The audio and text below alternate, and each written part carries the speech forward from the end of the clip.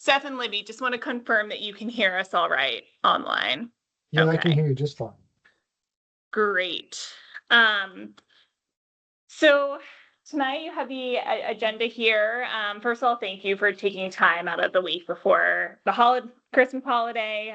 To me, it's a really busy time of year, but this will help kind of keep us on track.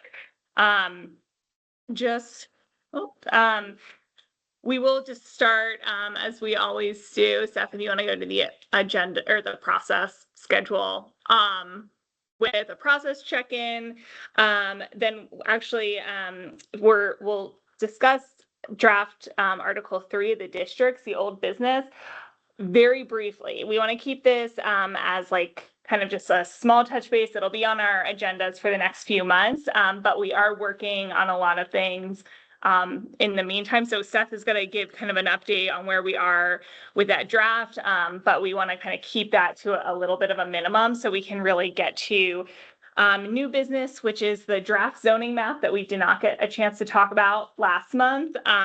We want to spend a lot of time there.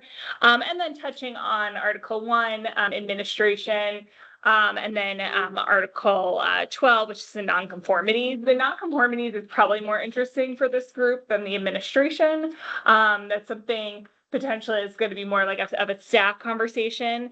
But as you can see, we want to spend the bulk of the time on the zoning map.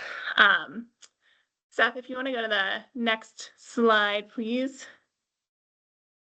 We are about halfway through the whole process, about 2/3 of the way through the drafting. Like the last 4 months here is really reserved for the adoption process. So when you take those out, we are kind of 2/3 of the way through. And then we'll talk about this a little later. We are gearing up for a public meeting in February where we want to kind of present not the entire draft ordinance, but a lot of the details about the district. So not just like example photos, but having our urban designers do some sketching and mock-ups of like what these potential regulations could look like. And then getting into like uses and parking and circulation, which we'll talk about in January. Do any of you have questions about the schedule or process? Okay, so we want to go to the next slide. Old business. So Seth, you want to give a little bit of an update on Article 3? Yeah, thanks, Sam. Hi, everyone. It's good to see you all again. Regarding Article 3, we have made some updates and some changes pending our last conversation. We still have things flagged that need to be updated in the future as this project continues and as things revise further. We made some major changes about maximum lot sizes in the residential flex district. We added reference to FAA circulation regulations and changed some intent statements around the mixed-use corridor. But we're continuing to review and revise this article as needed. There are some new comments coming in. Dawn, I see you had some comments in there as of yesterday. That's really appreciated. So we'll review those and update as needed. I kind of was flipping through them here just a minute ago, and I think they all either make sense or I can provide a good response as to why it's drafted the way it is. But not a lot of other substantial updates to provide at this time regarding the district's article. So if there's any questions, please let me know. Yeah, and I think the big takeaway there is that we're working on a zoning district analysis of like parcel sizes. So for each of the districts on the proposed map, we're first of all just getting a list of all the parcels that are within it, the parcel sizes, the median parcel size in that district, and then understanding how many of them fall underneath the minimum, what we're proposing as the minimum lot size, like to kind of understand those nonconformities. And then for the residential flex district, we're kind of running like a second layer of analysis because, so can you scroll down to the housing types list? So, one of the things that we're proposing the residential flex is about if you're choosing option 1 or 2 for the development, if you have a parcel or a development site that's 15 acres to 50 acres, you need like 2 different housing types. If it's under 15 acres, only 1 housing type. So we want to understand a little better how many of these parcels in that residential flex actually fall into each of those categories? Do we need to adjust it based on that? So that's another thing we're looking at. The third thing we're looking at, and I was sharing with Robert a little earlier, is we're taking a sample parcel. Actually, This is a very good one by choice. yeah. Do you want me to go to it, Sam? Oh yeah, that'd be great. I forgot that we Okay. had that cool map. But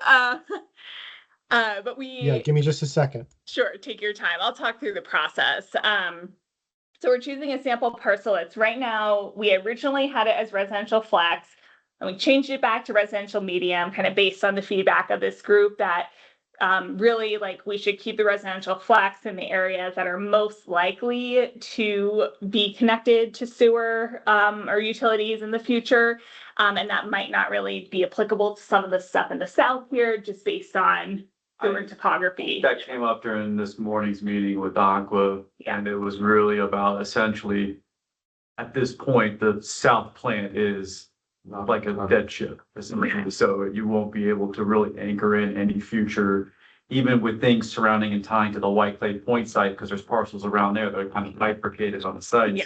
It makes it non-viable to go down there, so everything has to be planned to go into the kind of upper North. echelons Okay. around Avondale and East End plant. Got it. And What is the like kind of cutoff were they saying with like Yeah. heater kind of? Wow. Probably. Okay. Probably, yeah, start with the red, right? Yeah. It's probably reasonable, but yeah, you get Terra Holdings, the entire park, everything to the south here. Okay. So even this area as well, everything from here up is all East End. So Okay. this is all like south end zone. The south plant was built for Somerset Lake. Sure.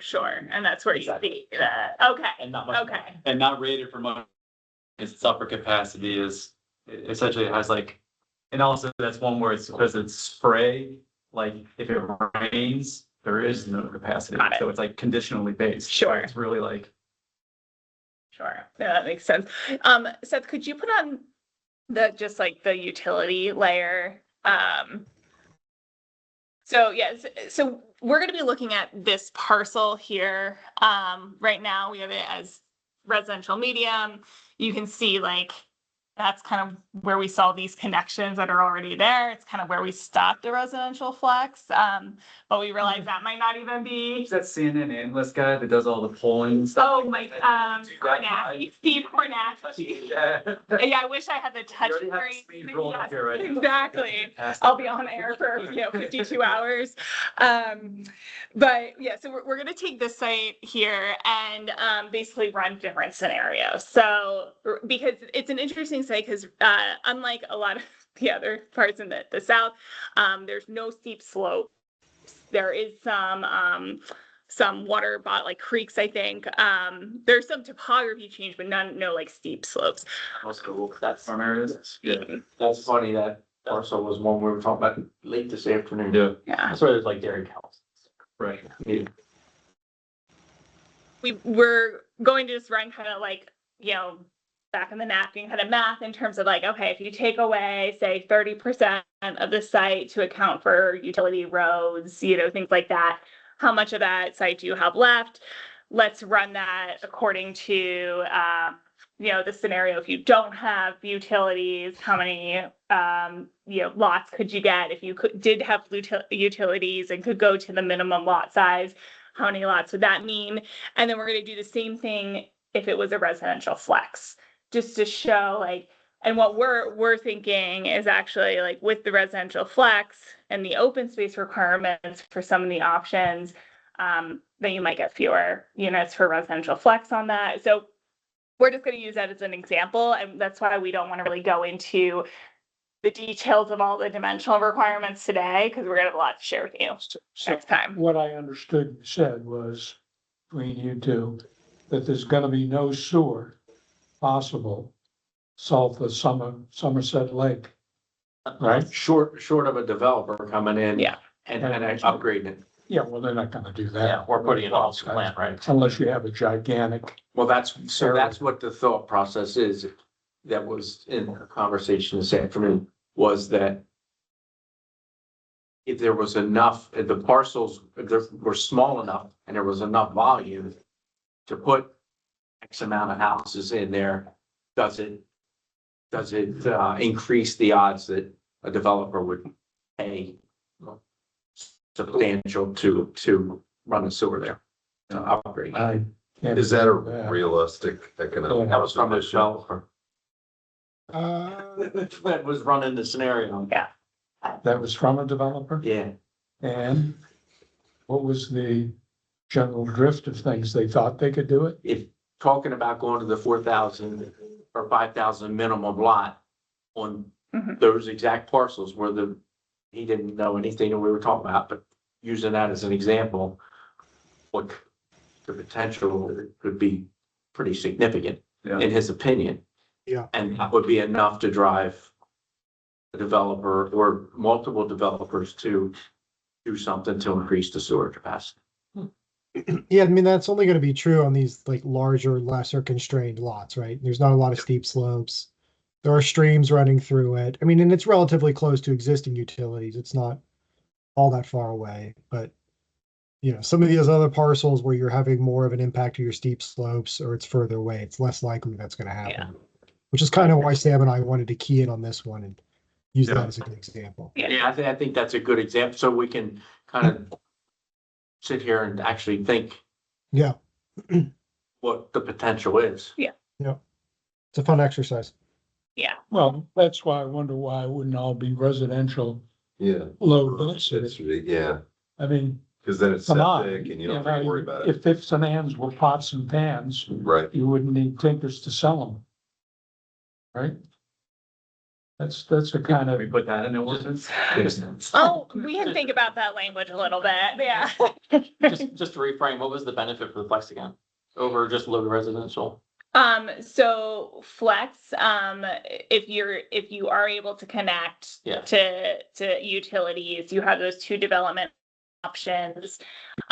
There is that open space requirement. So it does preserve a certain amount of open space, but allows you like tighter density in terms of number of lots and, you know, units and arrangement of those lots compared to say like a residential low or residential medium, which is just your straight, like kind of typical Yeah. suburban development. Parcel it out. Yeah, But doesn't it end up with about the same density once you account for the open space? we are gonna figure out. Okay. That's what we. I'm just trying to make sure. Numbers that people can kind of wrap their head around. Yeah. The units per acre. Yeah. Kind of make Yeah. it look like. And that's something that like we are doing anyway in preparation for the February meeting, like for each of these, especially with residential flex, actually more so, because that's like the weird one. You know, when people hear that, they're like, what are Is these that- options?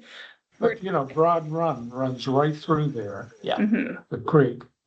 And there's a pond down below the farm. mhm, Everything is low and marshy there Mhm. after you get out of, there's one little hill after you get out of Somerset Lake, mhm. and then it's all low. Well, but go back to where he just had the floodplain layer on there. Did he, It was that it floodplain? didn't touch Yeah. that property. Oh. He has the slopes on. So that's slopes. Could you put the flood? Oh, I was thinking Plains that was on. floodplain. That's what I'm looking at as the floodplain. I thought that, yeah. It's that northern So, yeah, part. so it's pretty minimal on what, Yeah, of that whole property. you probably wouldn't Yeah, touch this right- really Right anyways. through the middle, right through the middle of a lot of that stuff. But you still Well, have that front section. Yeah, I mean, And from a but- development perspective, you're not probably gonna Buttonwood, be able to be within this You know, you get stream factory anyways. mushroom huts Yeah. there already. So it isn't like it's empty land. So we want to, It's empty here, right? Whoop. It's empty right in. I can't see where Broad Run comes down and cuts in. It's But pretty the empty, parcel that but they're gonna be doing this, the test on is over. That's where like the dairy farm is. Yeah. yeah. The cows. You mean they're talking about getting rid of It's just gonna be exempt. the dairy farm? That's the developer, right? That's the. It was just a conversation. just the and he example. Lost the hold on to his rights to. Well, something that we're gonna be show, not just for this exercise, but for the February meeting, is we want to show like the concept of a residential flex, like what it would look like, you know, your aerial view of a traditional subdivision versus a kind of cluster subdivision, what it looks like in practice. So we'll be getting all that together for February, and then we'll have these numbers for you for January. So we'll kind of put, you know, a pin in that, like parcels, so that we can bring you the the numbers next month. I think that was like the biggest update with the districts. Yep. Right, Seth? Yep, definitely. Look at or think about the economic impact from a revenue standpoint of what the average tax income, real estate tax per Yeah. acre would be in those two different In scenarios. terms of like a defined metric, we can put that together. I mean, that's ultimately what the return on and whatever we're doing to add in the potential to a site. That's kind of what the return back to the township is. And possibly. One for us, it's like you also factor in increased cost for services. Yep. But it seems like the appetite for the board and probably any board going forward is going to be to not dedicate roads to the township. You know, we don't own and operate our utilities for the most part across the board, so that doesn't creep into additive labor costs that you have to do that. Obviously, they would be passed through to a actual utility fee structure, which would be the normal way to do it, but and then we have regional safety services. So for the most part, you know, the township is in a position where new stuff equates to a higher margin between revenue and cost, more so than ever. So we're primed to grow without throwing the expenditure line of a general fund right now, which is helpful. And I will say, even in communities where they are dedicating roads and municipalities are taking over utilities, cluster and smaller lot development can be a more efficient use of land. It requires less roadways, you consolidate your tax base, and it's a better financial move for municipalities rather than large lot standard development patterns, which typically don't pay for themselves in the long run. We have some like general, like not like specific, like looking at New Gardens, you know, budget and everything, but we have some general kind of graphics and stuff that just shows the general kind of value of different land uses and densities, and in terms of like impact on services versus you know, net revenue. And so that's something too that we can think about kind of sharing alongside this in February. Especially Does it include the school tax impact of denser housing? So there's some, once again, these are general numbers. There are Yeah, no, I firms that understand. will do a But fiscal does it- analysis But of does like, it include that? Because yes, if I look at my taxes. Yeah. It means nothing besides the school tax. School. Yeah. So Well, there are, I if don't you think increase your KCSD does density- it, but any other kind of school system worth their salt does, like a school age children per additive Yeah. unit Yeah. metric for it. Yeah. So every single type of unit incurs like a 0.3 some odd per unit average Yeah. increase of a school age count. So you do a development, 1,000 units, put that multiplier, and you expect 330. Right, so when someone says to me that large lots don't pay off. Mhm. And they don't tell me that it includes school tax. And I look at my taxes and see that school tax is more than 10 times. Mhm. What my property tax is to the county and the township. I have to ask myself, what kind of analysis that Well, that's is. ultimately why the strategy was kind of to, I mean, allow for sensible places based off of Yeah. just the practicality of making it happen. But at the end of the day, the goal was always to kind of focus along the corridors for tighter, more like less intensive on increasing school age count type outcomes based off of the type of units allowable in those areas. So if you have a mixed use unit district that has a blend of commercial and smaller units in a commercial structure or in a tighter back-to-back type townhome, But this is you're not gonna have high, a family of 5 or 6 this is high density we're talking. Yeah. We're not talking about commercial, we're talking Yeah. about. high Well, that's what I'm saying, density something like housing. that would probably be more in the opposite way that we were trying to look at from a growth corridor perspective. So I would probably say it would make more sense to keep this as a residential low medium. residential area. Well, that was my Because it point. doesn't stretch services and it has a lower yield impact on Yeah. schools in this area. Yeah, because if you tell me, as I said, if you tell me Yeah. to be repetitive, you tell me it doesn't include, your analysis doesn't include the school tax. Oh, everything we do would have. It's a whale, Yeah, to it's the assume that whale. there's You're an telling me you're ignoring the whale out there. Correct. Specifically for the flex though, the flex allows for low residential. Right. So Yeah, it's the more flexible option. So there's no harm in keeping it the way it is, in my opinion. You Yeah. know. And that's kind of where we're at. It's Yeah. like, it's providing the option, but we'll bring the numbers back in January, and take a look at. Yeah, if you want to be flexible for developers, flex is probably the best option Mhm. because it's just say, hey, here's. Exactly. So in terms of, and I don't want to spend too much on the next item, but because I want to get to the map since we're already on it. But just so you know, I know last time we talked about definitions. Your article on definitions is coming in January. We're working on that now. But we did send out and link to, I did not print it, a definition library just based on another code that we wrote, and it is just for reference. It's not going to be the definitions necessarily that we use for this, but just in case you do have questions, it's just something to take a look at. What? Some nighttime reading. Yeah, exactly. Yeah. Instead of 'twas the night before Christmas, open up your definitions. Okay. So getting into the zoning map itself, and so I think it's probably, I'm going to talk through the memo that we have, but it might be easier to just bring up the interactive map. So something that we had mentioned was in conversations with the township, there's been a lot of conversations around the open spaces and types of open spaces and what types of districts are appropriate for them.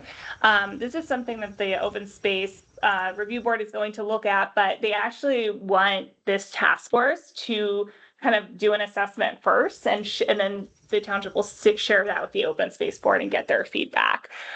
So in this memo that we sent out last month, we outline a few different things. So there's obviously different types of open space. We received data from the township and the county, and these open spaces can be separated into a few categories. So the first one is labeled as Ag E's. So we assume that these properties are any Act 319 properties, the clean and green properties. These have preferential tax assessments, and they can remain clean and green, but they can also be removed from clean and green. Yes. So they'll lose their preference, but it's not like this permanent forever thing. So when you say they can be removed. These are Yeah. all little agricultural tax shelters Yeah. right now. Right. Yeah.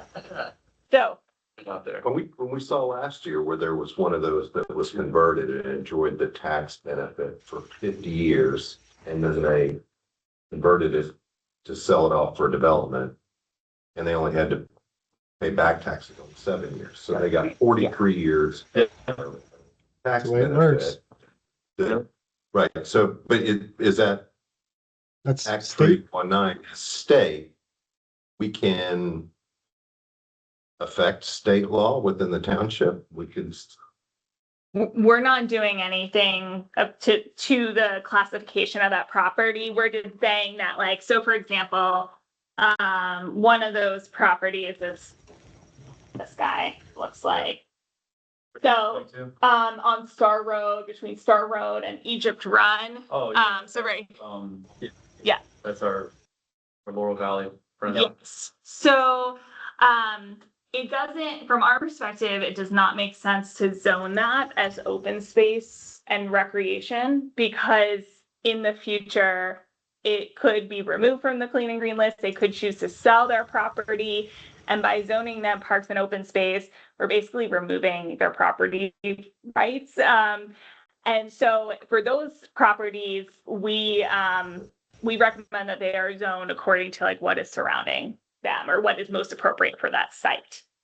So that's one of the types of open spaces. That space is down a hillside into a gully, is it not? I mean, is that even close to being possible as a development? The about 1/3 of it. I was gonna say, there's a large portion of it. Westerly third is, yes. There's a large portion of that property can be developed. The eastern half, almost 60% of it Yeah. is Yeah. basically prime. And you don't have to worry about removing trees. They've already been removed. Yeah. Access might be a little tough, but they can figure that out. Yeah. Would you say that that property is close enough to the sewer line? Because it's on Star Road, yes. Yeah, I would think so. Could you turn on the sewer Yep, lines? Because the township is on. Is it right there? it's right here Yeah. on Star. Like, Yeah, I think is the property there? could it be Yeah. residential flex? Is that what you're saying? I think, well, or, I'm just thinking, Okay, I think when you get up to that area, of how large that lot size is, Yeah, more opportunities there to get flexibility. Yeah. I don't know. I think originally in a previous iteration, we had like a chunk of this as residential flex, and then we talked about like the Yeah. south, but I think there's a difference between, say, this and what's down here. Yeah. So, But really, Um, flex gives the option of everything, so that's true. the best option is leaving the most options on the table, right? That's true. That's what I would say. But so I just going through these open spaces, the second type of open space is what was called labeled as BCEs. We're not really sure what this refers to. But there's only one of these open spaces classified as this, and it's right, where is it? Right up here. On sorry, what road is it? It's right up of Sharp. Sharp Road, Seth. It's south a little bit. It's in the residential flex. It's to the southeast of Candle, yeah. Yeah, So- you got it. So this is owned, this property is Can you pull owned. up the watershed here too, as well? So that was Sure. important based off of the The watershed or the floodplains? floodplain. Yeah. Sorry, yeah. Yeah. I know the bottom half of there is. Yeah.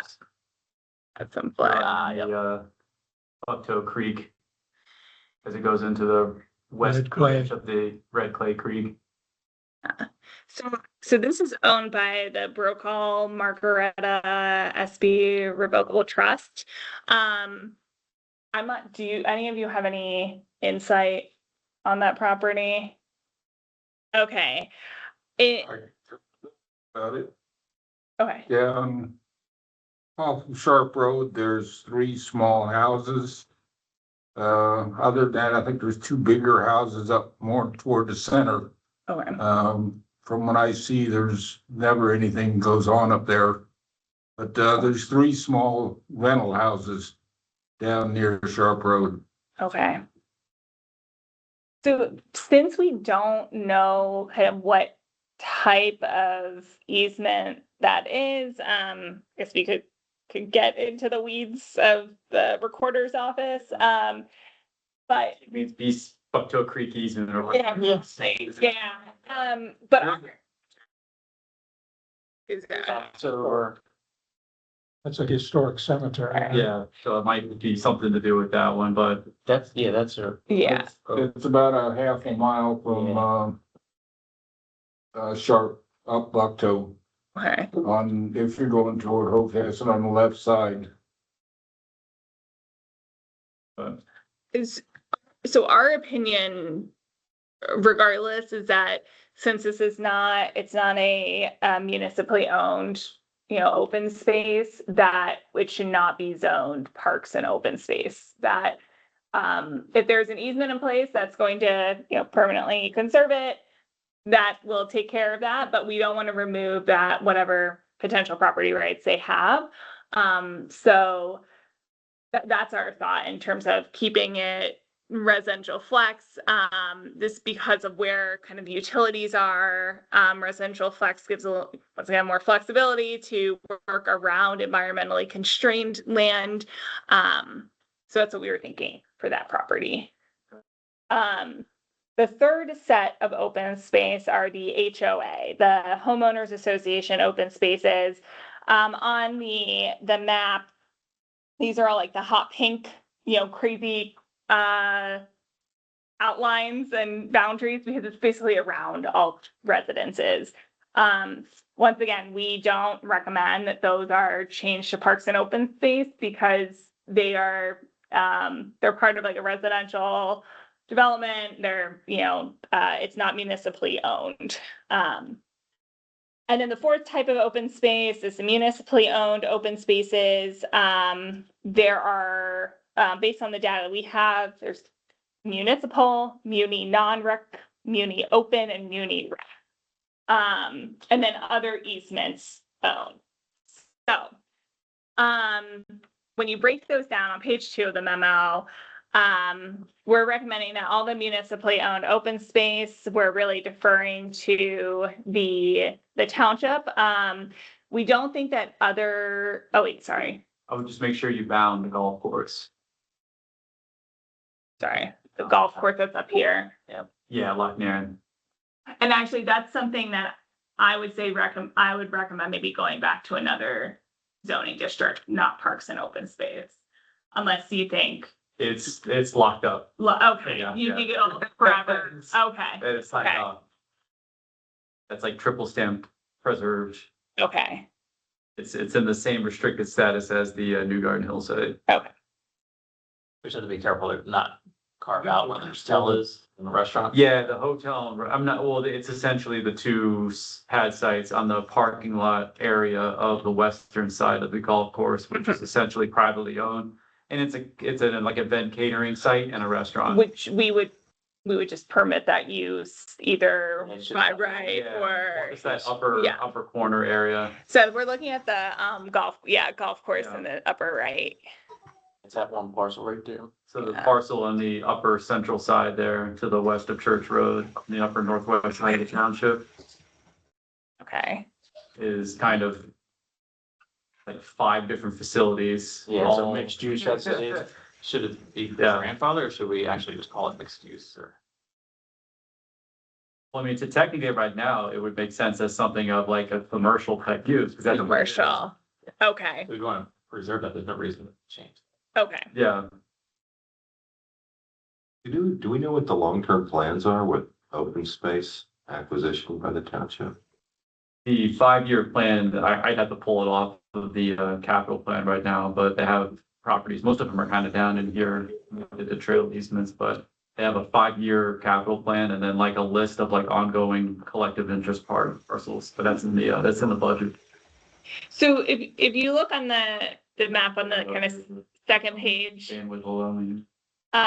all the municipal owned open space is kind of in shades of blue. Anything that's kind of like a trail easement or something like that. Easements typically, like if it's a trail easement over a portion of property, we wouldn't zone that to be parks and open space. It would just be within the district that it's in. But for some of the larger, parks and open space, I think besides the airport, which there's the open space at the airport probably should not be parks and open space. It should be airport. So there's also interesting. It's a little bit different. What's the open space across from the airport? I'll just carry and then you drop down, I just put it. Seth, could you zoom into the open space that's across from the airport? It's like that sideways T shape. Right here. It's on the airport, bank crops on. Yeah. Yeah, no, is So- that, Redding stuff, or, Is it's good stuff. So it is a municipal owned. Oh, that's Property. sewer. which are. It's a spray ground. Yeah, Okay. Wow. Does Aqua own So you it can see then? them, I think so, yeah. and I put. kind of Oh, those- but could you bring up the ownership for that? These are the ones that they're gonna be. So I thought- concentrating was on. it This is not? what they're Pursuing, doesn't mean it's gonna happen, Right. Just And says then these are- municipal public. as well. If you bring up the parcel layer, I think you Oh, should be before able we to look at property. Draft zoning parcel. Or I think there's an. I oh, got yeah, it, I got there. it. Got it, thanks. Aqua. Oh, it is Yeah, Aqua. Okay. Okay. Versus how much fun. It's called the default Yeah, that's a lot. property or whatever they refer to it as. But that's another one that should be classified as like a park, right? No, but it's shown at municipal, Well, right? so in terms of the future zoning of it, we'd probably make it parks and open The space goal is to kind of harness. instead of what it is Basically, now, which is like, enterprise. strategic kind of assets. And I mean, this is kind of where we need a little guidance from the township in terms of like their plans and. Like, there's no infrastructure there, it's just a field they spray stuff on. And let's just Right.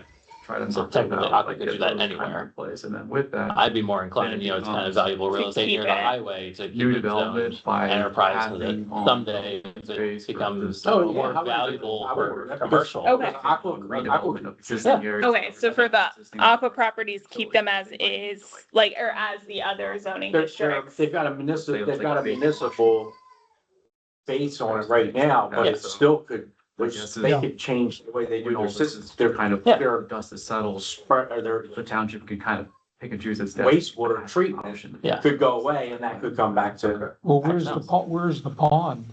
They all the way down must have a Scarlet settle, Road. But all the way where? Scarlet Road. They So can it's get that this far pumped up away there. from the spray field, huh? No, that's kind of wacky. It just gets pumped up there. That's what you think though, like at 5 years. It's not, that's not. That big. That property is way more Okay. valuable than something else, and Aqua It's says, not, hey, I mean, that's we can not, spray over here for half the price and we can sell this, then. Sure. that- Well, that's I something mean, that you develops know, you here. gotta put the pipe in, you gotta maintain it. All that distance, that makes absolutely no sense. Pipes don't last forever. Pumps don't last forever. you're talking about the. but, Spray Right. field. but where the, But where developed farm. yeah, develop farm. Yeah. Develop. So that entire place is essentially gonna anchor in future capacity for sewer, like. Yes. That's what their intention is Yeah. today.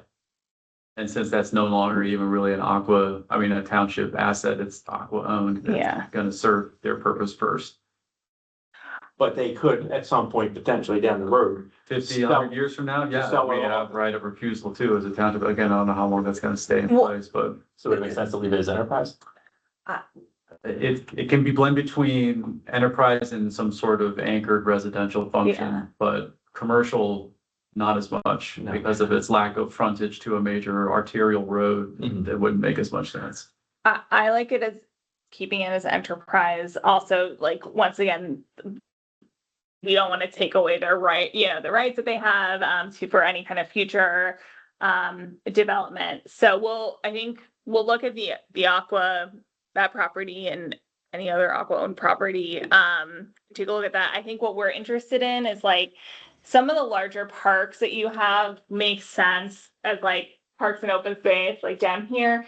But then you have like this small, Seth, could you go up to the parcel in the northeast corner? It's like in the middle of the residential district, but it's open space. It's right. I can't reach. I see it, yeah. Yes, that like, This guy right here. actually the triangle one kind of, that has a triangle shooting out the blue on this map. It's Is blue. that right here? Oh, Is that? Oh, the blue up there. Yeah, I see it. So that was identified as a municipal kind of open space. It's, yes, this one right here. Have little things tucked away in different spots, yes. But Yes. So typically for like kind of these more like smaller pocket park type things, we would treat them almost like we would like a school or a church or like something that, even like a cemetery, right? Like zone it as what is surrounding it. So if in the future it ever changes, it's integrated rather than like zoning it an individual parcel as a specific district. So that's our thoughts on some of those smaller properties. Same with like, if you're looking at this map here, this like tiny little piece down near Landenberg. I can find it on the map. I think it's a trail easement Yeah. type thing. Oh, yeah, Like, that's this one. Right? yeah, so we would not zone that parks and open space. We would just keep that as residential low. So that's our recommendation about these open spaces, but any other thoughts? So like, With the spirit of the one up in the northeast, if it is township owned as open space though, shouldn't it be what it is? And not be misleading as to something that someone might think that that is actually available when it's not? I mean, you could, I think we're deferring to the township on this. Like, I think, if there's any possibility in the future that it might not be a township asset, then you want it to be available. I guess at that point you could rezone it too. I am less familiar, and this is something too, like if your solicitor has any feedback, I just like to shy away from like single parcel zoning districts, even if it's a township owned property. Cause you can say like, you can do a park in any open space or in any district. She would agree. Okay. So we're trying to avoid spot zoning. Okay. Get a word. I know that's the tap word that no one wants to say. Yeah, and I mean, the conversations that you can have with community members, if they say like, oh, well, that's a park, why is that residential? It's saying, well, parks are allowed in residential spaces. It's just not yes. So just another thing, like a big change based on our conversation today will be this property that we talked a lot about on Penn Green. This is an other easement owned. So this is just open space easements on private land. We would not recommend putting that as parks and open space. We would recommend just keeping it. Well, actually, in this case, returning it back to enterprise. That easement's going to keep it, preserved that way, but it's not like a municipally owned, operated type of open space. I think that's a big change that would happen. No, that wasn't it. Sorry. Yeah, because I think we talked about this one at one point. Yeah. And we decided to just bring the enterprise. Well, that's not enterprise, this is a. The village center. That's the village center, but making the transition be the enterprise. Yeah. Or like. Just to correct me if I'm wrong, that little parcel, I think was part of a major contiguous area because that entire thing to the east of it was former wastewater facility. So I think we just owned all that property, but the Cedar Woods property, I'm pretty sure the township sold that land to that developer. Because if you look at the back history, it's all like New Garden Township, and then it's like spending names on there. And so it's like, obviously that was probably like where they wanted to purchase. And then just the township kept the rest of the for thought spaces, which probably was seen as just less developable considering some of the Steep slopes and water issues. Yeah. So it's not probably prime for development, considering it's only 6 acres and it looks like maybe over a third of it is just forget about it. If you put on the floodplain layers on there, so it's that stream tributary part of it, plus open space percentages on the property. So if I remember right, you could have, it's pretty steep on. It is, yeah. So I'm just saying like, that's why it is the way that it is, but that wasn't targeted preservation of open space. Okay. That was remnant of the afterthought of land. Okay. That's helpful. Correct. Keep it. That's just based off looking at the product, but No, it's helpful. that's what makes sense to me. So yeah, so then this would go back. I can look at our previous iterations of this map, but the Penn Green property would revert to, I think, part of it along this nature of stuff coming in, and then part of it, that fronted on Penn Green with more the enterprise, or we could keep it up. We'll take a look at that. Yeah, that was a pretty shrewd kind of conservation easement acquisition I'd have to make sure that's the Warren Reynolds property. Yeah. And there was some state of affairs for how that happened, due to the low popularity of the person and what was put down, but I'd have to get the township's kind of understanding of what the in perpetuity-ness of that property is. And then so I guess that's a big thing with whether it's the open space review board or, because there's another collection of other easement, like private conservation easement, on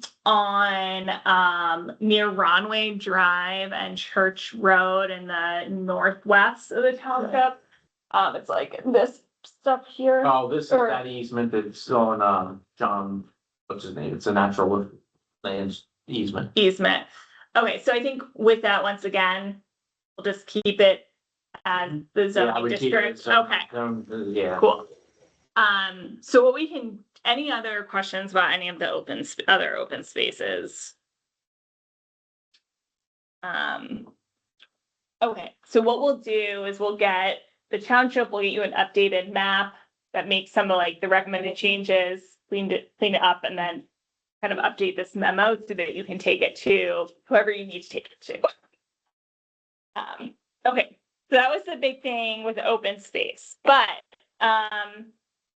last time, I believe I should have reminded you to bring your printouts from last time, because this was on the agenda for last time, the draft zoning map, but essentially we want to revisit it, because this is, I think the second or third iteration. The main changes with this zoning map compared to the ones that you've seen, is that we did kind of scale back residential flex compared to what we had it as, based on your feedback with like properties in the south of the township.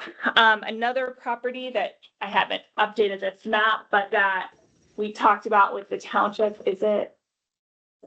Oh, you weren't in the conversation, Chris, This one? the property we talked about was like the collection of homes. Oh, no, that's Yeah, Colonial. Colonial Elysian Drive. property, yeah, that's actually Colonial Farms is down by Sheehan Road in Southwest.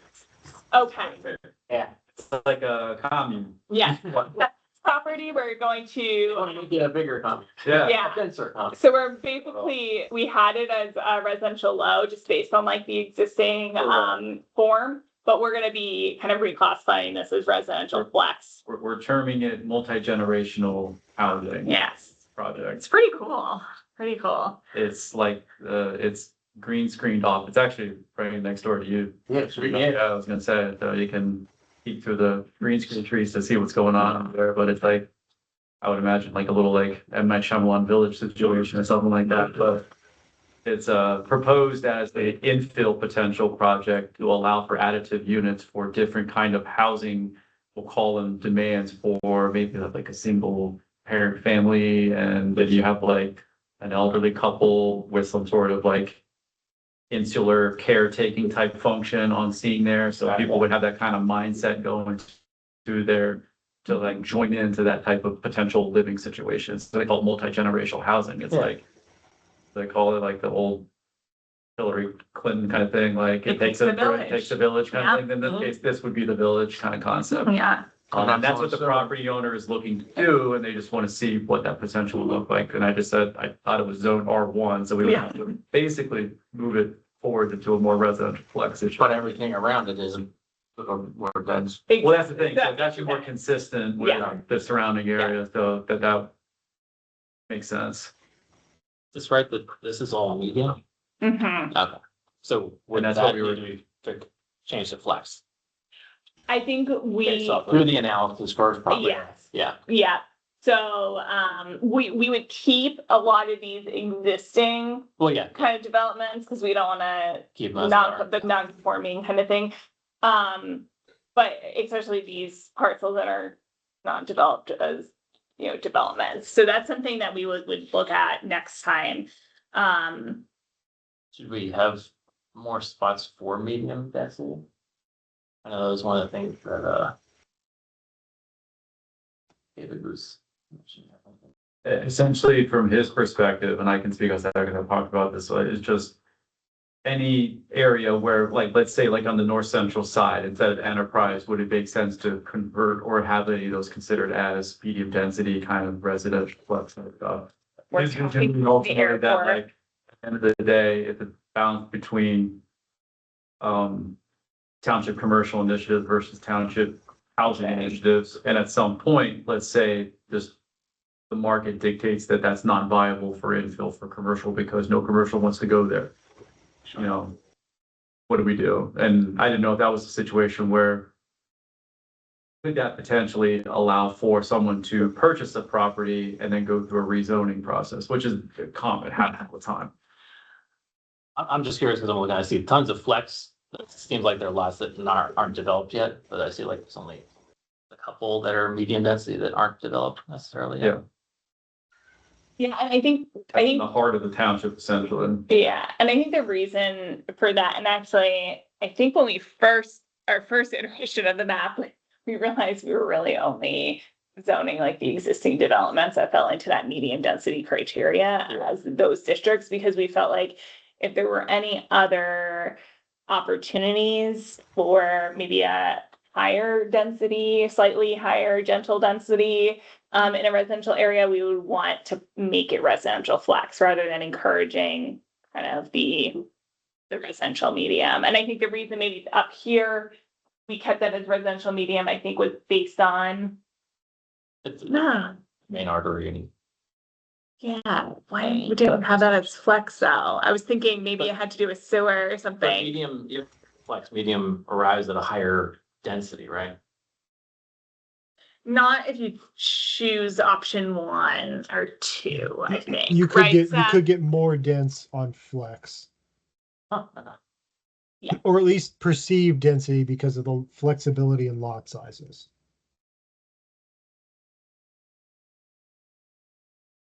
I thought when you consider the open space part of flex, you'd still end up at a lower net density than medium. Flex also allows more housing types, I believe, too, when we think about uses, but let's pull. So our Yeah. residential medium density, we're at a 3,000 square foot minimum lot size down to a townhouse. So that would be the smallest lot you could do at 20 feet in width. But if we go to residential flex, you could get up to 6 dwelling units per acre, 40% open space, but we don't stipulate minimum lot size, but still keep that same 20-foot minimum lot width for townhouses. Honestly, 3,000 square feet for a townhouse lot is kind of a larger townhouse lot. So in theory, you could get pretty dense here, but So. Mike's right. You know, if it's, If 40% is open space. yeah, if you're only it's building on 3,000 6 acres. per 3,000 minimum lot size, and that's mhm. 10 per acre versus 6 per acre, right? Hard to compare them. And Yeah, trying to do like a 10 acre, if 4 of them. Well, has to be yeah, I open mean, space, without you're only the going 6. set aside open space requirement that is not currently in residential medium. Yeah, I mean, that's a huge percent of the equation that's not there. yeah, You have to take right off the top. That's why, yeah, just looking at holistically, if you got. Yeah, 10 so if acre you got a lot, 30 acre, how if much you got a can get on 30 the acre, flex versus how much can you get on their medium? Looking at that aspect of it. if you got like a 30 acre parcel, and let's say you take a third of it off the top just for maybe 25% for utility easements and rights of way. You're gonna be left with a decent amount of land and at 5,000 square feet a lot or 3,000 square foot. You got 22 and a half acres remaining. Gives you just under 1 million square feet. Yeah, I mean, that's quite a bit. So yeah, to answer your question, at the end of the day, yes, you would get more dense with residential medium. Which is, so I'm not sure what we want to do. I don't know. That's my, developers are gonna go for maximum density that they can achieve. Yeah. Yes, Yeah. so It was just a comment, I think, from the open house, was we wanted to make sure that there is some medium density and. Yeah, I think the idea, Do we want? Well, I guess- to possibly showing more? I guess sort of following that line of thinking through to its result, if we're limiting the residential medium density, that which has already been developed, and flex provides for lower density than medium, are we limiting development? and we are, and we don't want that. So we need to adjust those numbers for residential flex. That would be, I would prefer Increase the density. of flex. Increase the density okay. for- or increase the density or decrease the open space. I think You it's just have clear to- the flex was to bring Yes. more. Yeah. Yes. Yeah. So if our There's an calculations option aren't to working Go out, low or high, but most likely for people looking at that from a going to Yeah. highest and best use Yeah. turnover of my property. Can I- skew towards can I the high. can I provide a little bit of a counter argument? Yeah. So I think the idea, and I could be misremembering the conversation, was areas like this bright orange where we've identified as medium density residential for the future are the best opportunities for dense residential development. in certain identified areas. But everywhere else where there's the potential for growth, we wanted to do flex to preserve open space and provide development options. But these types of properties could facilitate higher density development patterns with townhouses and smaller size residential lots. But then I think that we've overused flex on the map based upon what you just mentioned. So more opportunity for higher density development. I mean, at the end of the day, for 3,000 square foot lots on a 30-acre parcel, you're getting about 10 dwelling units an acre. I wouldn't say that's like extremely high density development. Which is why we took out high density. We didn't want to go in. Right. We didn't want to go any higher. Ultimately, you're gonna get into a pattern where the only options you have are those existing, like pocket development. Yeah. Like little mini southern, which is everywhere. I Yeah. mean, that's kind of off of arterial roads. And to give that standard of what incentivizes even considering developing those properties, you'd have to be able to concede to allow for a certain amount of maximization on those properties.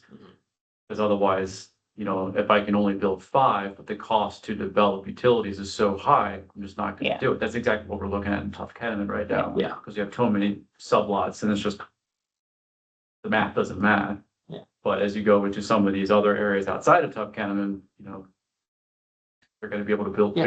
bigger lots, just how many can they get out in there? So that would be, the exercise would be to balance skewing down. Mhm. Because really, at the end of the day, it's the vision of the township at some point is gonna have some sort of rural characteristic corridor kind of function, but does that have to be everywhere? Yeah. Does it Yeah. have to have every single portion of property allow for maximization of open space Sure. or maximization? So I Sure. think that perception will change to, we have open space areas, we've protected all this property kind of already throughout the township. Yeah. And the entire Landenberg, pretty much zip code is Mhm. R1. So that's like, if you want to go to New Garden Township, we have outer recesses of areas where you can just Yeah. enjoy that as a function of Yeah. being in the township. But it doesn't have to permeate and exist everywhere, which restricts other outcomes. Sure. Right. And it's still an option in the flex, right? You know, if somebody wanted to come in, even if utilities aren't available, they can come in and do the large lot size. If they don't want to extend the utilities, Yeah. Exactly. it's I guess viable. I also keep in mind that, you know, mixed use and gateway and town center have denser residential options too. So it's not just these couple of median Sure. spots. that Yeah, are- and that's ultimately what we're trying to do, because we want to drive it in that direction, because ultimately the outcome there is we want to improve the corridors from a transportation Yeah. and amenities type option Yep. that brings in commercial. We need to revisit the math percentage of the open space in the. So I'm thinking a couple things. And so just based on this conversation, so when we look at this map, like Gap, Newport, Baltimore Pike, and this triangle, right? Mhm. Like I'm wondering, and I don't know if this is crazy. So, Go ahead. I do like the fact that residential flex has the different options for development. However, I think the amount of open space that you need in a residential flex in this triangle, let's just for generalization, in this triangle is going to be less than you'd want if you had some residential flex up here. Because this is going to be, it's maybe especially along the corridors. So do our residential districts just become more flexible in nature, but on like different scales? So you have the residential low, residential medium, we're not gonna call it residential high, but something else.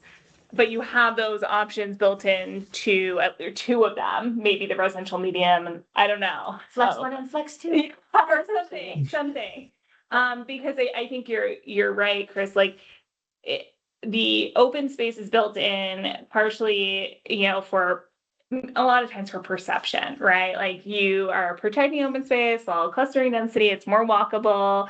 You might have the open space on the outside, so no one's seeing the density, but that's not necessarily needed maybe along your corridors and this core. It might be more needed in the north and south. I don't know. Has Tom commented on this? So Yeah. I'd really appreciate the perspective of somebody that would have to live with some of these things that Yeah. we're proposing. That's You know, I ultimately, don't wanna the day, you paint want it. to Those guys invite can development, you want to make Yeah. sure it's something that they. Yeah. live with. I mean, I did take, the last time he was with us, we talked about this, we did some rough math. We have changed the figures since then to make more sense. Like I went back and double checked everything and had to adjust the open space figures accordingly. So, they sketch out fine on the back of a napkin without doing engineering and design. But yeah, I agree. It would be great to have his input on that and especially these locations as well. So while we figure out in terms of whether it's percentage of open space or some of the dimensional requirements, just looking at the map in general, I guess this is hard because if the definitions are changing, but like in general, did what I say in terms of that concentration in the triangle make sense? That's kind of, and then like, I mean, trying to think. I mean, some of these would say medium density just because of how they're developed already. But the residential flex might change a little bit in that area to allow a little higher density. Any other? For some of these already developed spots, since flex allows for single family residential, is there any reason not to just have them flex? Well, I think some of our concern, and this is also That's really interesting. Like it's not a non-conforming use because. That's right. Flex allows for it. Why not just have it all matched and be? Yeah, some of our concern with some of these like already developed like subdivisions is about like open space Yeah. requirements, Yeah. but if we reduce those open space requirements, or it's just like a non-conform, But so we could think through but the that. option 3 doesn't have a open space requirement, right? True, that's very true. Yeah, that makes total sense. But it's Yeah. only viable if you don't have utilities. But Or I existing might use. say it the other way around. This idea could be viable if you do have utilities, right? But you think what happens on the main line, right? Where you've got all these older neighborhoods, larger lot size, relatively small homes. Developers go in, knock down a house and put in 3 on the same. Yeah. And it works. It's nicely done. And they triple the density. Yeah. In a very, So I'm mainly seeing like some of these really bigger lots here. Yeah. But What does that do to you on your accessories and those types of things? You know, I mean, the city existing, water and city sewer and but I'm saying the existing ones, if you want to go put a garage or a deck or something, to just have to make sure that your area and bulk regulations match with it. Yeah. match what, because that original plan, now we've got conflict. Mhm. That's the only thing it would, So is option 3 on flex, do like the setbacks and everything pretty much match low residential? I think it was the residential low that it was modeled after. Right. Yeah, I mean, once you get into residential flex, again, we have said it's only available if you do not have public utility service. It's 1 acre minimum lot size. And it's, 150-foot lot width, 50-foot front yard setbacks, very traditional, low density residential development pattern, dimensional requirements. So that wouldn't necessarily create a non-conformance for an existing, right? that would stay the same about. Yeah. Mhm. Assuming those lots Yeah, meet because then these. your accessories, you're falling right in line with pretty much the way Or the ordinance is 120. Yeah. And less is 5 feet, 120 or more is 10 feet. Mhm. So this doesn't give you that second option, which I kind of like. Yeah. Simplifies things. We can change this. Yeah. Yeah. Yeah, it's like. Yeah. That's kind of the idea, is, if But if- somebody if wants to that- sell this that- property to a If that developer. matches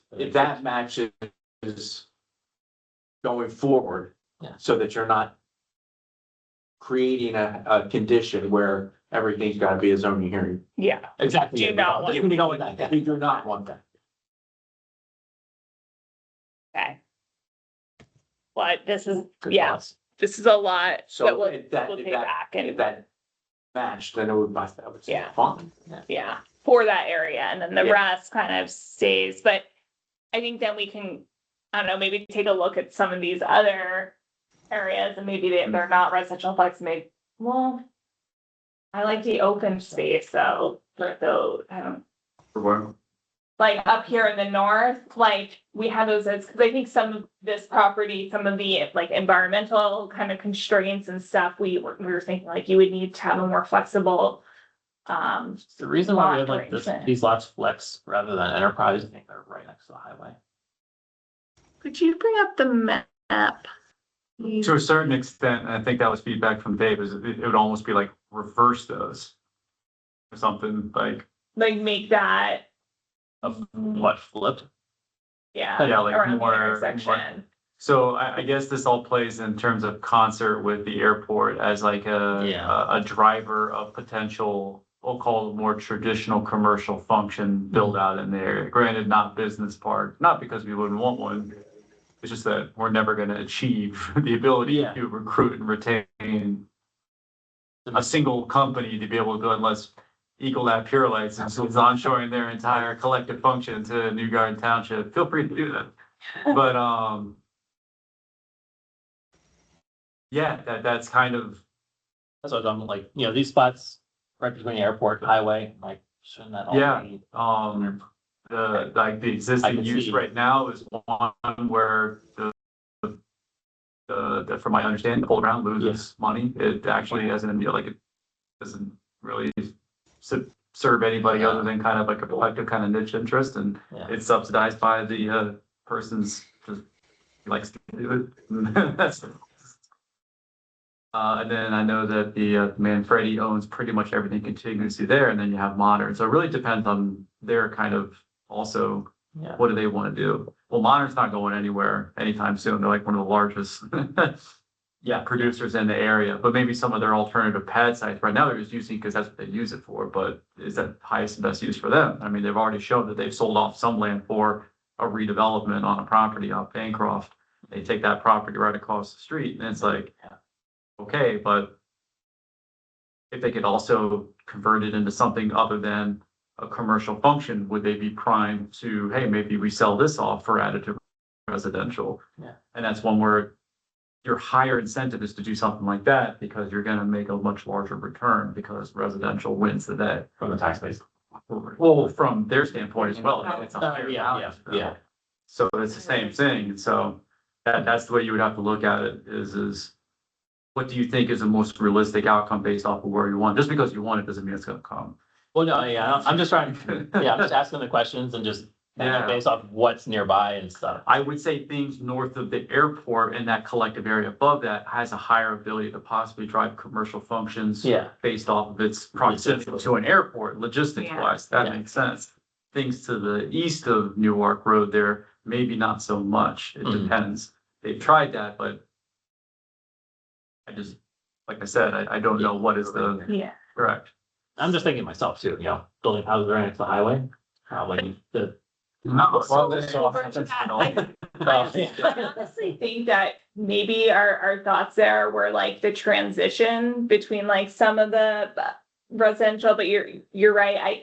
But I think that this area here, Tricky. what I'm hearing is like almost more of like what we were kind of thinking for the mixed use corridor. That's the better fit. I'll say it next year. Yeah. So I think the only thing I want to bring up for the group is like, we are a lot of the areas where you have like what we're allowing in enterprise, like, well, I guess the UD, we're kind of permitting some of that, but if we take that away as like, and kind of extend mixed use corridor up there, then your only real kind of like enterprise areas down here. What are your thoughts on that? Just in terms of, and I'm thinking more of like the heavy. In terms of buffering and kind of consolidating it to a certain area, I think that is sense. If that's where you, because that is the only outlier out there in terms of a scaled operator is Modern. And like I said, I don't think that, so they're gonna probably, if you, whatever you zone, they're gonna be there as an existing non-conforming, but. Yeah. My biggest concern, with enterprise is gonna be the agricultural mushroom aspect of it. Yeah. The only, Yeah. so it's like, I don't know, that's kind of the next topic to go into is, did we want to look at trying to do borders or, we had talked last time about trying to ask Winnie some questions about what we could do from a zoning perspective to ease impacts on adjacent neighbors. Well, it's horrible. And get the statistics, go to the September 4th meeting, Even how you, in future, and it's water. We're just kind of taking that as like a glide path of nobody can understand what it'll be in 50 years. Yeah. I'm just saying like, in terms of consolidation, I think that would be where really, in theory, you could talk about enterprise use. What's the industry that's here already? That is present, okay? So if you have it as a business park going to an enterprise use, and it's on the pole site, like what would be the highest expected outcome of that site? To go towards the type of commercial that you Yeah. want, or the type of commercial that already exists here. Like, I'm just saying, like. But the type of the commercial that works, the people that live there Yeah, don't want. but I'm saying like, that to me, just conceptually, and I said that would be more than likely to attract a mushroom farmer type of industry to move there rather than what you might think might move there. Because you're unlocking that mechanism, because right now, today, it can't go there because it's not allowable business park. The only reason you have mushroom farmers or others, they were existing non-conforming. Yeah. And then R1 allowed it as a by right type style of use on those sites. That was kind of why you had additive functions within R1 districts for additive, but that's why it doesn't exist in the business part. This part, modern was there before it was zoned as a business. Unpopular question, is our airport one that it can function so that it brings or can attract? The only way to do that is by extending the runway That's to what, add it for commercial use there. So it's 3,700 feet. It would have to eclipse like, I think it's like the 4,000, 4,100 foot threshold in order to add commercial scale type functions out of it. because we're so close to Newcastle, Correct. you know. You can't do that, you got a quarry on the other end. Yeah. Well, it would be on the upper side, so it would be on the runway 27 corridor, so it would be towards Newark Road, you would extend it that way, so that's where that kind of like. And now you're going over. Correct, yeah, That doesn't seem very viable to me. So, thinking, futuristic, are we misleading ourselves with not thinking that that whole area should just be more and more flexible, realizing that in 25 years, is the airport going to exist? Not to be negative Nancy here. Port will likely exist if it serves that kind of meat and potatoes type function, which is general aviation, high excellent kind of feeder airport type style function in terms of its collective amalgamation of services there. But if it's going to be like, we're going to put these large scale hangars to serve commercial jet A type fuel traffic, likely not going to happen. Yeah. And that's going to be what ultimately kind of exists at your Newcastle's and your Chester County regional type of airports as well.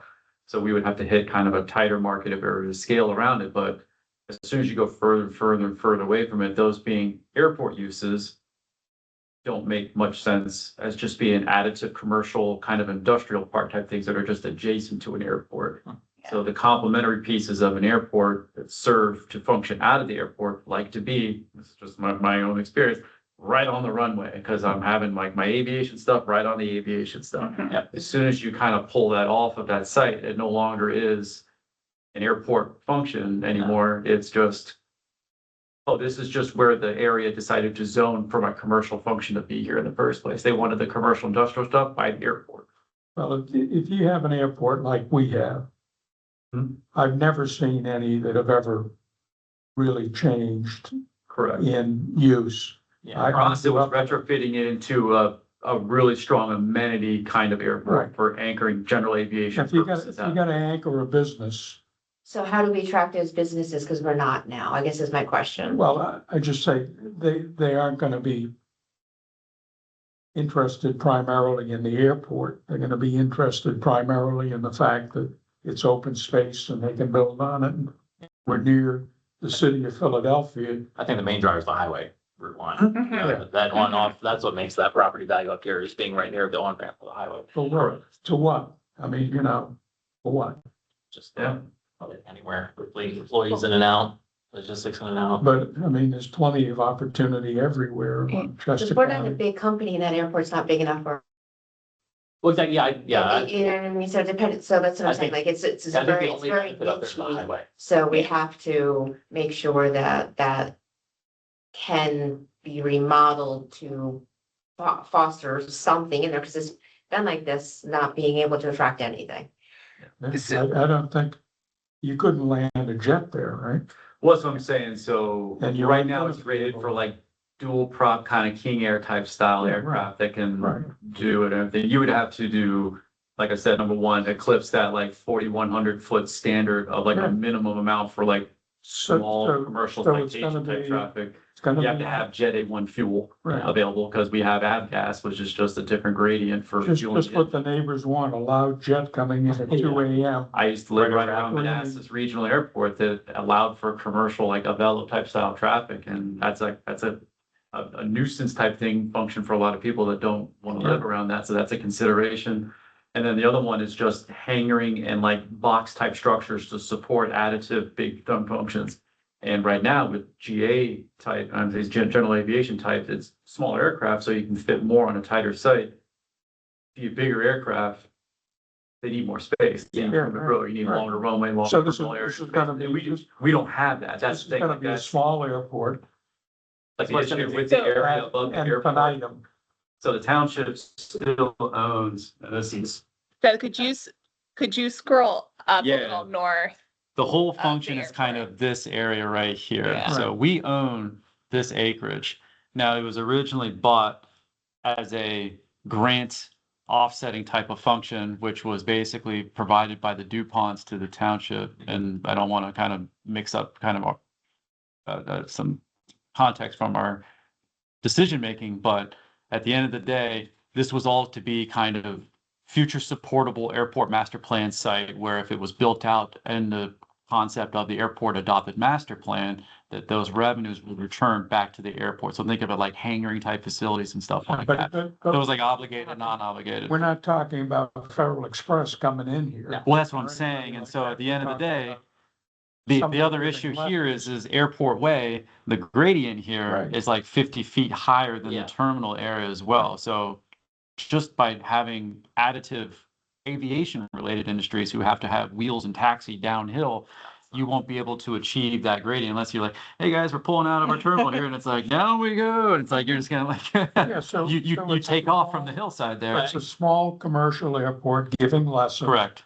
Parking your Piper Cubs. Yeah. It is what Going it is, out it's on not gonna become weekends. anything more. Yeah. Yeah, Yeah. nothing So- else. No, It's like, the- exactly with that. Flying saying, residential. with exact- That's what I'm with that saying. Exact statement. Yeah. We gotta fix the map. Yeah. So, Yeah. so is the answer mixed use? So Flying residential, right? So you have the airplane owners. I- that live Yeah. right next. this is That's something that we need to think about a little more, because like at first when you're talking about the highway, like at Yeah. first it's like mixed use corridor. But to Chris's point about like making it as kind of as flexible as Yeah. possible to accommodate, I'm not sure right now our mixed use corridor, because our mixed use corridor is trying to get a certain type of development, and I'm not sure we want to say that's the only thing that can go there. So know. I think That's the main maybe thing to though add too. another district, but maybe there's another district or an overlay or something that we Yeah. need to take It about. was like allowed to have both. Yeah, almost like, like this is a mixed use Correct, yeah. corridor or a residential flat or a combo, so That's the we'll thing, think we want about. people to build there and. That'd be awesome if you Restrain- have, Yeah. like, in other towns, like you pull your plane up to your house. Yeah. That's actually, it's called through the fence. The through the essentially, fence. And that's actually almost going away as like Is a it really? function, yeah, so. We Yeah. do have That's like one- where John I Travolta know lives, what for like you're in talking California, Florida, like that's that type of function. Yeah. And that's actually a defined use Yeah. within this area. When we tell them we put hydrogen sulfide in Correct, there, yeah. it'll be there tomorrow. But the execution of that, given the topography and the complexity of these areas here because the airport kind of exists between two cliffs, one's kind of just Yeah. above it and one's kind of below it, and then you have everything, so its ability to scale is just restricted based off of its topography. Yep. And it can't jump the road. Nope. So at some point, we have to understand what our best execution is with this, and that's one where I think it's gonna be an amenities-based service airport. Yeah. We can still extend the runway, but at the end of the day, that might be able to give more amenities-based services for larger aircraft to land, get gas, and then leave. So make it a really good FBO function, Yeah, maintenance, gas, flight planning functions. yeah, it's never gonna be, It's not gonna have an Amazon. So not enterprise. Yeah. What did the last runway extension cost because of all the fill and everything else? Well, that's it. It was So, huge for a very Correct. So, small extension. totality in the last 15 years of airport expansions has totaled over like 14 to 15 million of all the things in the runway. Just The everything runway for extension aviation. because of the fill and everything was terrible. But that's it. That would be like the last real big capital function for the airport would be to modestly increase it by 300 feet to get to that standard. But then at the end of the day, if I'm site selection, because I have to put develop and have, which I've worn in the past and go, I'm company X. I'm trying to onshore or onboard a base to have 1,000 employees operated out of a specific site that I need an airport, and I'm gonna go looking for these exact sites. I'm gonna go to New Garden Township and I'm gonna see that, and I'm gonna basically say, is this not supportive of my function here? Yeah. And more than likely not, we will lose, not necessarily to another place, in Chester County, but some other place on the eastern seaboard. Yeah. Because that's what we're comparing ourselves to. So, because you have planning commission soon, Yeah. we are gonna look at that area. We're gonna make the updates based on the open space. We're gonna take a look at that residential flex. We'll get you some numbers next, month. In terms of next steps, so we did not talk about the two kind of new business articles, Article 1 and 12. Take a look at these. I know we typically ask for feedback within the next week, and it's a holiday, some time. Don, thanks for your comments already. We'll kind of start with this next time. Some of this is a little drier than this map. So take a look, and we'll go through it. One thing too, in the memo for Article 1, we have like a table with how your existing code then lines up with what we're proposing. So that's kind of like a good starting point. Let's just see what else. Okay, our next task force meeting is January 22nd. For the planning commissioners, there's gonna be this in-person option, or anyone really. I will be virtual, just as an FYI. And in addition to that we're gonna be talking about, we're gonna bring definitions and the parking and circulation articles. Definitions, I'm thinking, could potentially be tabled, but we really want to talk about parking and circulation before that February meeting, because that really goes into the look and feel of some of these districts. Any questions? Sorry. could you summarize and maybe email Tom some of the questions we've had about the residential, maybe? Just so that it's not necessarily waiting another month or more. Yeah, I think we can send that to the task force, and then I think too, like an ask from the township too could potentially, or like just see a follow up. I can reach out to Tom and just try and ask him to, the task force is interested in his expertise. And, can you make a concentrated effort? Yeah. I think he'll do that. I just noticed they're swamped. Yeah, Yes. yeah, like don't worry about looking at administration. Look at the map and the lot size. Yeah. Okay. Well, thank you, Seth and Libby, online, and have a good planning commission meeting, and good holiday and happy New Year. Sure. You and January.